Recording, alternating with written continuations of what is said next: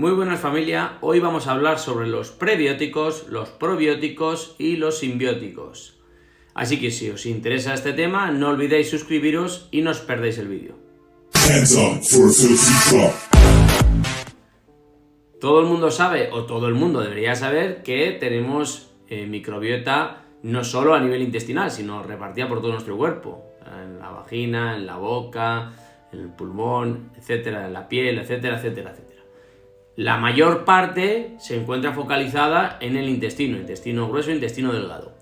Y la composición de esta microbiota varía de una persona a otra y varía dentro de una persona dependiendo de las diferentes etapas de su vida. ¿Por qué? Porque se ve influenciada directamente por nuestra alimentación. Por tanto, la microbiota siempre va a estar variando constantemente. Por eso es tan difícil tratar las enfermedades inflamatorias intestinales o las disbiosis. Bueno, normalmente en nuestra microbiota va a haber un equilibrio, es decir, que los microorganismos van a vivir o convivir en equilibrio cuando estamos sanos. Tened en cuenta que dentro de nuestro organismo tenemos microorganismos beneficiosos, pero también patógenos. Normalmente cuando estamos sanos hay un mayor predominio de los beneficiosos y por eso estamos sanos. Cuando se genera un desequilibrio, una alteración en la microbiota, en este caso vamos a hablar de la microbiota intestinal, pues se produce una disbiosis, ¿vale? Que es una alteración de la microbiota. Es en este caso cuando nosotros recurrimos normalmente al uso de estos productos que he mencionado inicialmente, los prebióticos, los probióticos y los simbióticos. No os preocupéis porque vamos a ir viendo uno por uno. Ahora vamos a hablar de los prebióticos. Los prebióticos básicamente son los alimentos de los que se nutren nuestras bacterias intestinales. Ya recordad que estamos hablando ahora mismo de la microbiota intestinal. Lógicamente nosotros ingerimos prebióticos a través de nuestra alimentación, cuando comemos verdura, cuando comemos fruta, cuando comemos legumbres, etcétera, etcétera. Las bacterias intestinales tienen predilección por ciertos tipos de nutrientes, como por ejemplo la fibra. Y lo que hacen es que fermentan esa fibra para obtener esos nutrientes y poder sobrevivir. Como he dicho, la microbiota tiene que estar en equilibrio, porque si no tendríamos una disbiosis intestinal, una alteración.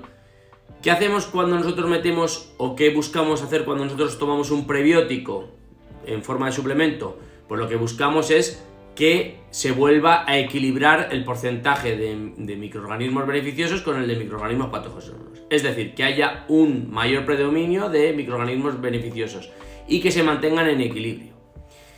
En los prebióticos normalmente, ¿qué ingredientes se suelen utilizar? Los más utilizados probablemente sean la inulina y los fructooligosacáridos.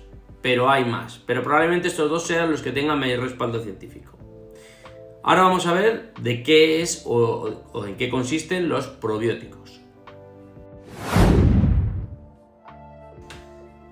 Ahora vamos a hablar sobre los probióticos. Los probióticos básicamente son los microorganismos que forman parte de nuestra microbiota. Entonces, que nosotros vamos a tomar a través de cápsulas normalmente para tratar de restablecer el equilibrio intestinal. Cuando estamos tomando un probiótico es porque normalmente tenemos una alteración en nuestra microbiota. Una de las causas más frecuentes probablemente sea el consumo de antibióticos. Los antibióticos lo que hacen es que matan tanto a las bacterias buenas como a las malas. Entonces, al final se genera un desequilibrio y necesitamos contribuir mediante probióticos para tratar de que ese desequilibrio se estabilice lo antes posible.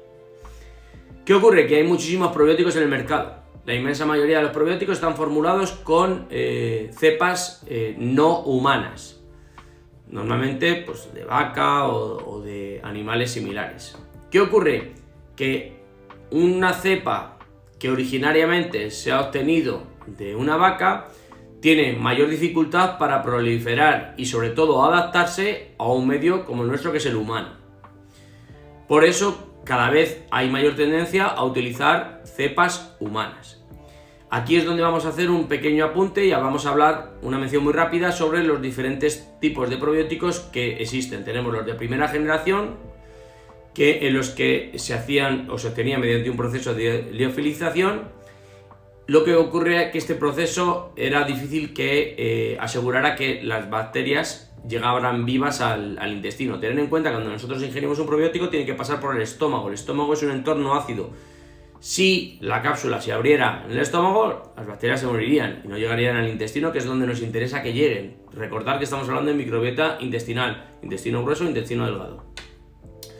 Las de segunda generación se basaban en mejorar el recubrimiento de la cápsula para que soportara precisamente pasar por ese estómago y fuera liberado en el intestino, que es donde realmente podría generar el efecto. Los de tercera generación se basaban en una liofilización, pero en este caso en vez de sobre la cápsula, sobre el contenido en polvo de las cepas. Y los de cuarta generación, que probablemente sean ahora los que están dando mejores resultados y los que más se utilizan, que son cepas humanas, llevan como una especie de doble recubrimiento para asegurar que las cepas llegan intactas al intestino y puedan generar su efecto beneficioso. Este tema es súper complejo, probablemente me he dejado alguna cosa, pero bueno, a grandes rasgos es así. Entonces, cuando yo trato de comprar un probiótico, ¿qué tengo que intentar buscar? Pues alguno que sea de cuarta generación, para asegurarme que le voy a sacar el mayor partido posible a ese probiótico. Ahora vamos a mencionar los simbióticos y terminamos ya.